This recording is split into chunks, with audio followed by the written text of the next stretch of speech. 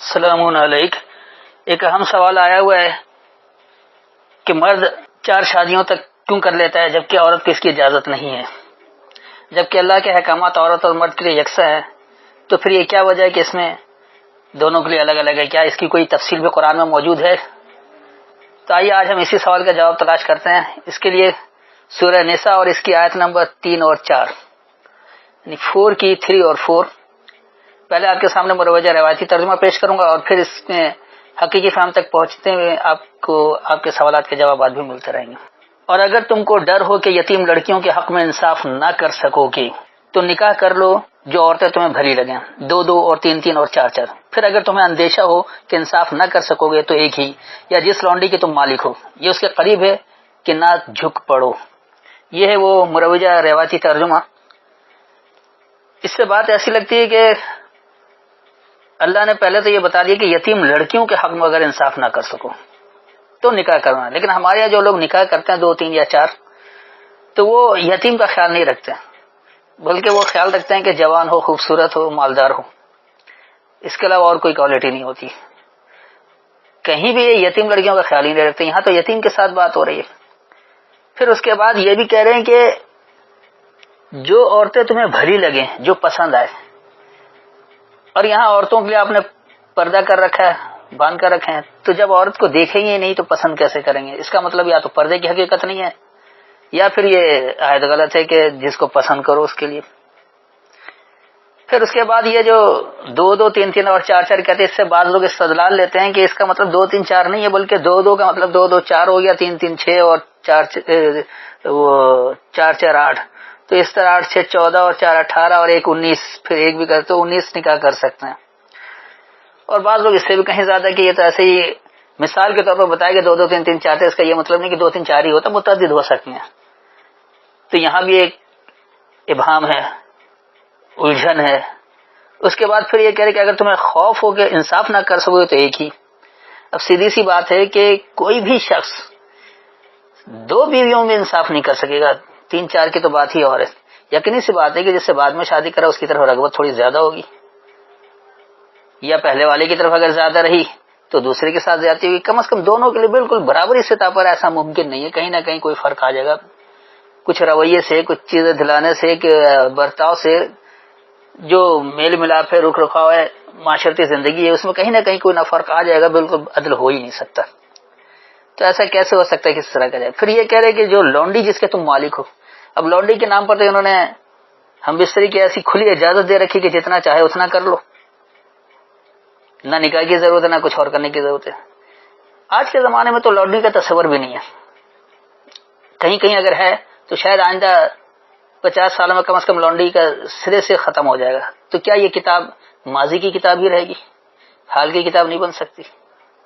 قرآن ایک ایسی ہدایت کی کتاب ہے جو قیامت تک کے لوگوں کے لیے ہے، تو اس میں ایسی بات کیوں ہوگی جو کسی مخصوص وقت تک کے لیے، مخصوص خطے کے لیے ہدایت ہو اور ہر جگہ ہدایت نہ دے سکے؟ یہ بھی سمجھنا ہے۔ اور پھر یہ کس لیے کہہ رہے کہ اس کے قریب طرح کہ تم جھک نہ پڑو۔ اب دیکھیے کہ اس میں اللہ کیا ہدایت دے رہا ہے اور ہم نے کیا سمجھ رکھا ہے۔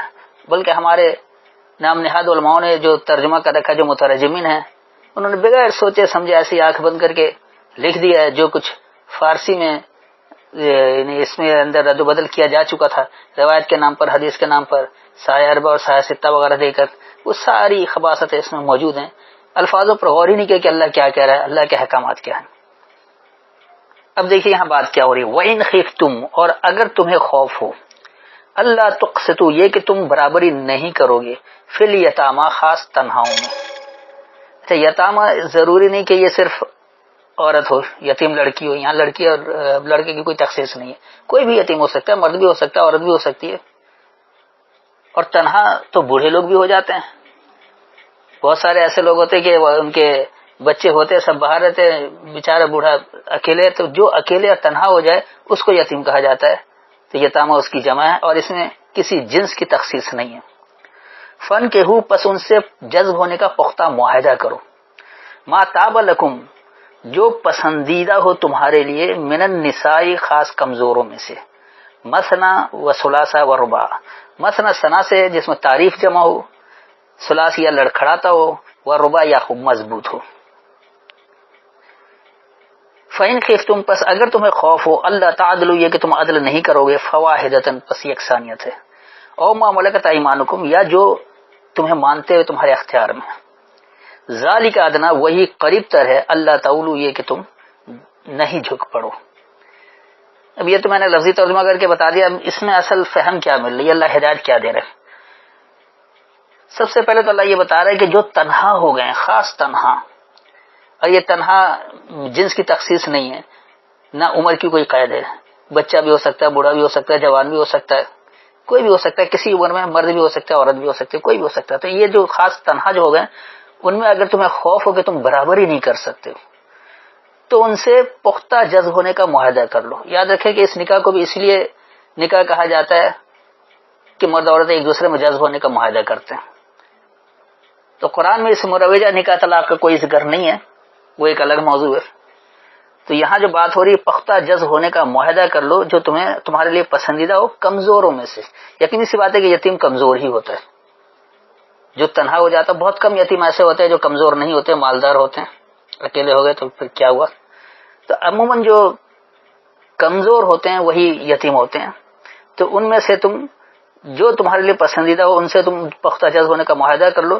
اور کس طرح, یا تو اس میں خوب تعریف جمع ہو, ایسا معاہدہ کرو کہ واقعی ایک مثال بن جائے, لوگ تعریف کریں کہ دیکھو یہ کس طرح اس نے جذب ہونے کا معاہدہ کہ اس کو کس طرح نبھا رہا ہے. یا پھر وہ لڑکھڑاتا معاہدہ ہو کہ اب آپ کے قریبی رشتے دار کوئی بھی ہے, آپ معاشرے کو اپنا دکھاوے کے لیے صحیح آپ اس کی پرورش کر رہے ہیں, حقیقت میں آپ اس کا مال ہڑپ کر رہے ہیں, اس کی جائیداد قبضہ کر رہے ہیں, اس کے کاروبار کو اپنے استعمال میں لے کر آ رہے ہیں اور دکھا بھی رہے ہیں کہ ہم اسے پال رہے ہیں. تو یہ ایک لڑکھڑاتا معاہدہ ہوتا ہے.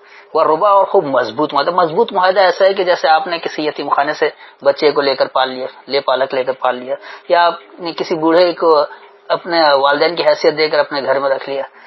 ایک ایسا پختہ معاہدہ ہے کہ آپ نے واقعی دل سے اس کو تسلیم کیا, آپ اپنے عمل کے ذریعے سے ظاہر کرتے, جس طرح آپ اپنے ماں باپ سے سلوک کرتے ویسے اس سے بھی کرتے, جس طرح اپنے بچوں کے ساتھ سلوک کرتے ویسے ہی آپ یتیم لاوارث بچوں کو لے کر اس کے ساتھ بھی کرتے. تو یہ ایک پختہ معاہدہ ہے. اس کے بعد فَإِنْ خِفْتُمْ أَلَّا تَعْدِلُوا پس اگر تمہیں یہ خوف ہو کہ تم عدل نہیں کر سکتے ہو تو یکسانیت رکھو. اگر تمہیں یہ خوف ہے کہ واقعی تم عدل نہیں کر پا رہے تو کم از کم ایک یکسانیت رکھو, ایک ہی بات تو رکھو, اس میں کوئی رد و بدل تو نہ کرو, اس میں اپنی کوئی طمع اپنی لالچ نہیں رکھو, اپنی خواہشات کو آگے نہیں لے کر آؤ. یا پھر جو تمہیں مانتے ہوئے تمہاری ملکیت میں ہے. اب یقینی بات ہے کہ آپ کو مانتے ہوئے بہت سارے آپ کی ملکیت میں, مثال کے طور پر آپ کے اپنے بچے, وہ آپ کو مانتے ہوئے آپ کی ملکیت میں, آپ کے والدین ہیں, آپ کی بیوی ہیں, بھائی بہن ہیں, بہت سارے سے ملکیت میں ہوتے ہیں. تو یہ آپ کو مانتے ہوئے آپ کی ملکیت میں ہوتے ہیں, یا آپ کسی ادارے کے سربراہ ہیں تو آپ کے جو بھی ماتحت لوگ آپ کو مانتے ہوئے آپ کی سربراہی میں کام کر رہے ہیں, تو وہ جو آپ کو مانتے ہوئے آپ کے اختیار میں موجود ہیں ان کے ساتھ بھی آپ انصاف کریں گے, عدل کریں گے, برابری کریں گے. وہاں کوئی ایسی بات نہیں کریں گے جس سے کسی ظلم کا احساس ہو. اس کے بعد پھر اللہ کیا کہہ رہا ہے کہ وہی قریب تر ہے یہ کہ تم جھک نہ پڑو. تو یہ اللہ معاشرے کو بہتر بنانے کے لیے ہدایت دے رہا ہے کہ معاشرہ کیسے بہتر بنے گا. یاد رکھیے کہ ہدایت جو ہے وہ انفرادی طور پر باکردار بناتا ہے اور اجتماعی طور پر آپ کو ایک ایسا معاشرہ دیتا ہے جس میں رزق کی فراوانی ہوتی ہے, جہاں سے چاہے وہاں سے بارغبت حاصل کر کے کرتے ہیں اور سب کچھ بلا معاوضہ دیا جاتا ہے.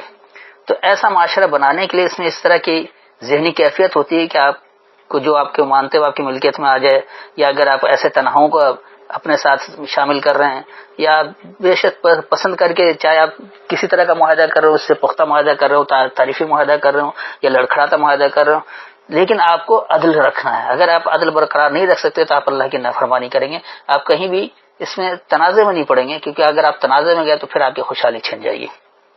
تو یہ اس معاشرے کی بات چل رہی تھی. آئیے اگلی آیت اس کی مزید وضاحت کر دے رہی ہے. اور عورتوں کو ان کے مہر خوشی سے دے دو, پھر اگر وہ خوشی سے تمہیں چھوڑ دیں اس میں سے کچھ تو اسے مزید خوشگوار سمجھ کر کھاؤ, مزیدار خوشگوار سمجھ کر کھاؤ. اب دیکھیے یہ اس ترجمے سے انہوں نے ایسا کر رکھا ہے کہ عورتوں کو ان کے مہر دے دو. مہر کیا ہے؟ کیا یہ آپ رقم کے بدلے, جائیداد کے بدلے یا کسی زیورات کے نام پر, کوئی جو آپ مہر کے نام پر جو کچھ کرتے ہیں اس کے ذریعے کیا آپ لڑکی کو خرید لیتے ہیں, عورت کو خرید لیتے ہیں کہ یہ دے کر اس کے بعد آپ جو چاہے وہ کرتے رہیں؟ تو یہ قطعی غلط بات ہے. اللہ ایسا حکم نہیں دے سکتا. کیا ایسا ہے کہیں کہ عورت مرد کو مہر دے دے اور اس کو اپنا غلام بنا کر رکھے, اپنے ساتھ رکھے؟ تو یہ ایسی باتوں پہ اس طرح سے مشرکانہ معاشرے میں تشکیل دینے کے لیے ایسی کہانی بنا رکھی ہے، ایسی حدیثیں گھڑ رکھی ہیں، ایسی روایتیں بنا رکھی ہیں جو انسان کا غلام بنا رہا ہے. ایسا ہرگز نہیں ہے. اب دیکھیے یہاں بات کیا ہو رہی ہے. وَآتُوا النِّسَاءَ، اور دو خاص کمزوروں کو، صدقاتہن، انہیں سچا کر دکھانے کے لیے. یہ یاد رکھیے کہ صدق کا مادہ سچائی ہے. ہمارے ہاں جو صدقہ، خیرات اور اس طرح کے جو نام دے کر مفت کمال بٹورنے کا سلسلہ ہے، اس کی قطعی بات نہیں ہو رہی ہے. تو تم خاص کمزوروں کو ان کی سچائیاں دو، نہلتاً بلا معاوضہ دو. نہل کہا جاتا ہے بلا معاوضہ دینے کو. شہد کی مکھی کو بھی اس لیے نہل کہا جاتا ہے کہ وہ شہد بناتی ہے، آپ سے کوئی معاوضہ نہیں طلب کرتی، آپ اس کے شہد استعمال کرتے ہیں. تو یہاں نہلتاً کہ انہوں نے پتہ نہیں خوشی کیوں کر دیا. تو بہرحال اللہ کہہ رہا ہے کہ تم خاص کمزوروں کو ان کی سچائیاں بلا معاوضہ دو. اس کے بعد فَإِن تِبْنَ لَكُمْ عَنْ شَيْءٍ، بس اگر انہیں پسند ہو تمہارے لیے کسی شے کے بارے میں، مِنْهُ نَفْسًا، تو اس سے اس کی نفسیات ہے، فَكُلُوهُ، پس اس سے حاصل کر کے برتو، ہنیئا مریا، وہی انسانیت کی طرح. تو مریا جو ایک انسانیت کی بات ہو رہی ہے، خوشگوار کو نہیں کہا جاتا ہے. امرات اسی سے لفظ نکلا ہے، انسانیت کے لیے آیا ہے. تو یہ جو ہے یہاں اللہ کہہ رہا ہے کہ بس اگر تمہارے لیے وہ کوئی شے کچھ پسند کرتے ہیں اپنی سوچ کے تحت، تو اسے حاصل کر کے برتو خوشگواری سے، اور انسانیت کی طرح بات کرو. اس سے آپ لڑے جھگڑے نہیں، اس سے آپ کوئی تنبیہ نہ کریں. آپ کوئی غلط کام ہے تو اسے آپ روکیں گے، لیکن جو صحیح کام ہے اور صحیح انداز میں، اس سے آپ روک نہیں سکتے، بلکہ آپ انسانیت کے زمرے میں خوشگواری کے ساتھ اسے حاصل کر کے بھرتے ہیں. تو یہاں بھی یہ معاشرے کی بات ہے. ایسا ہرگز نہیں ہے کہ کسی عورت کو مہر دے کر خوشی سے جو چاہے آپ کرتے رہیں، اور نہ ایسا ہے کہ وہ اگر خوشی سے چھوڑ دیں کچھ تو اس میں سے کچھ بھی کوئی بات نہیں، چھوڑ دیتے، وہ خوشی سے چھوڑ دے اور اسے خوشگوار سمجھ کر کھا بھی جاؤ. تو پھر یہ مہر رکھنے کا فائدہ ہے کہ جب سب کھائی گئے. تو ایسی بات ہے ہی نہیں.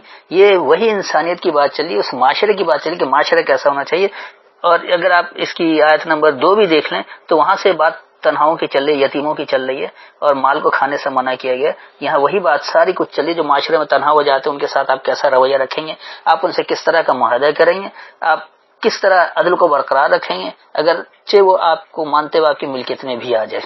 اور اس کے بعد پھر یہ بھی کہہ رہے جو خاص کمزور ہیں ان کی سچائیاں ان کو بلا معاوضہ انہیں دو، ان پر کوئی تشدد نہ کریں، ان کے معاوضہ نہیں طلب کریں، سب کچھ فری دیں. جس طرح معاشرہ بنتا ہے جو اللہ نے جنت کا معاشرہ بنا کر دیا تھا کہ ہر چیز با فراغت ہر جگہ سے ملے گی اور بلا معاوضہ ملے گا. تو پھر اگر وہ تمہارے لیے کوئی شے کے بارے میں پسند کرتے ہیں تو اپنی سوچ کے تحت، تو بے شک آپ اس کا دل رکھنے کے لیے صحیح، آپ اس میں کوئی ناگواری کا احساس نہ کریں، بلکہ اسے خوشگواری کے ساتھ انسانیت کی طرح حاصل کر کے بڑھتے ہیں. ہاں اگر کوئی غلط بات پسند کرے تو آپ اسے سمجھائیں تاکہ غلط بات نہ ہو، کیونکہ آپ کو اللہ کا فرما بردار ہونا ہے، نافرمانی اختیار نہیں کرنی ہے. تو یہ تھی ان آیتوں کی وضاحت، اور سمجھ میں آ گیا ہوگا کہ اللہ مرد اور عورت کو الگ الگ حکم نہیں دیتا ہے. نہ اللہ نے مرد کو 4 شادیوں تک کی اجازت دے رکھی ہے اور عورت کو ایک ہی، ایسا بھی نہیں ہے، کیونکہ اللہ کے احکامات مرد اور عورت دونوں کے لیے یکساں ہوتے ہیں. یہ سب کچھ صرف معاشرے کی بات ہے، اس کو ہی سمجھنا ہے، اس کو ہی دیکھنا ہے. پھر بھی اگر کوئی تشنگی رہ گئی ہو، کچھ سمجھ میں نہ آیا ہو، تو آیت کا حوالہ دے کر دوبارہ پوچھ سکتے ہیں. السلام علیکم.